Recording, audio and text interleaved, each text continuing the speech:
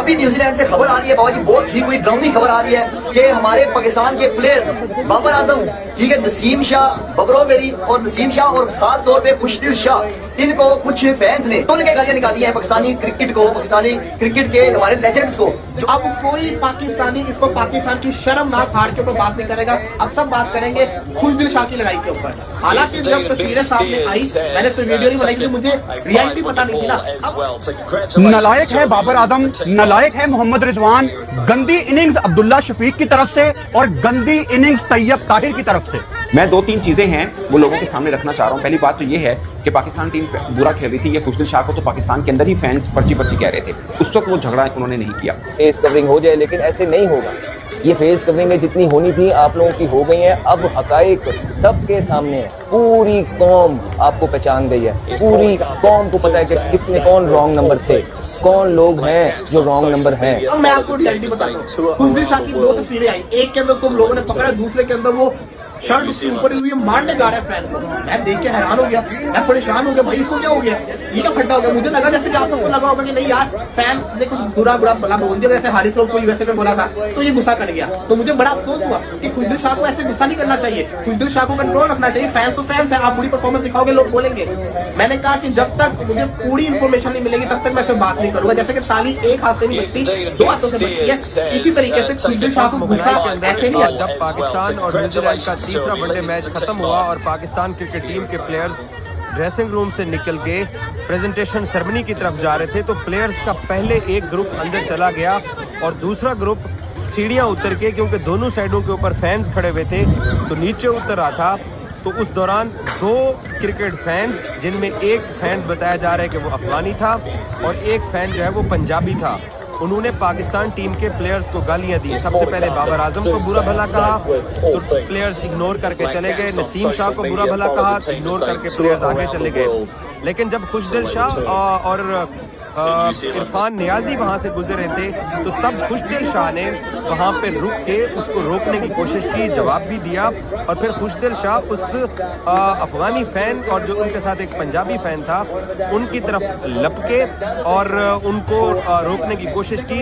इस दौरान खुशदिल शाह को फिर सिक्योरिटी के एहलकारों ने काबू कर लिया। ये जो आप तस्वीरें देख रहे हैं जिसमें खुशदिल शाह को रोकने की कोशिश की जा रही है, बेसिकली खुशदिल शाह उनको रोकना चाह रहा था। मैंने इस स्टोरी को चेक करने की कोशिश की है कि असल में एक्चुअल वाकया क्या पेश आया है। शायद एक दो क्रिकेट फैंस ने इस वाकये की वीडियो भी बनाई है और अभी तक ये वीडियो सामने नहीं आई है। मैंने वहाँ फटाफट जब ये वाकया हुआ तो हम लोग क्योंकि प्रेजेंटेशन सेरेमनी को देख रहे थे तो जब पहुंचे और इस वाकये को चेक करने की कोशिश की तो फैंस की तरफ से हमें वीडियो क्लिप नहीं दिया गया, जबकि वहां पर प्रोफेशनल फोटोग्राफर्स खड़े थे तो उन्होंने दो ये फोटो बना लिए और बाद में फिर मैंने खुशदिल शाह की मेरी खुद उनसे बात हुई, पाकिस्तानी टीम के मीडिया मैनेजर से, पाकिस्तानी टीम के सिक्योरिटी मैनेजर से, तो सबने इस बात की तस्दीक की कि पश्तों के अंदर खुशदिल शाह को भी गालियां दी गई, बाबर आजम को भी गालियां दी गई और पाकिस्तान टीम को और पाकिस्तान के बारे में भी बुरा भला कहा गया।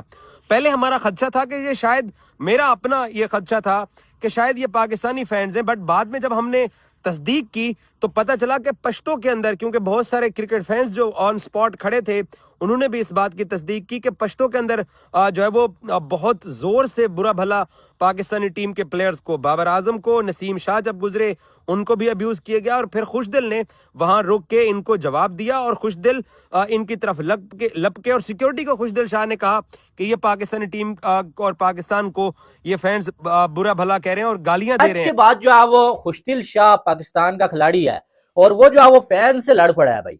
फैंस जाहिर क्रिटिसाइज कर रहे हैं भाई और स्टेडियम में फैंस ने जो है वो खुशदिल शाह को कुछ बोला परफॉर्मेंस को लेके पाकिस्तानी टीम की, तो खुशदिल शाह फैंस के ऊपर चढ़ दौड़ा है भाई और मारने के लिए फैंस को वो दौड़ रहा था। वहां पर जो लोगों ने खुशदिल शाह को पकड़ के बड़ा जबरदस्ती रोका कि भाई रुक जा, ये क्या कर रहा है।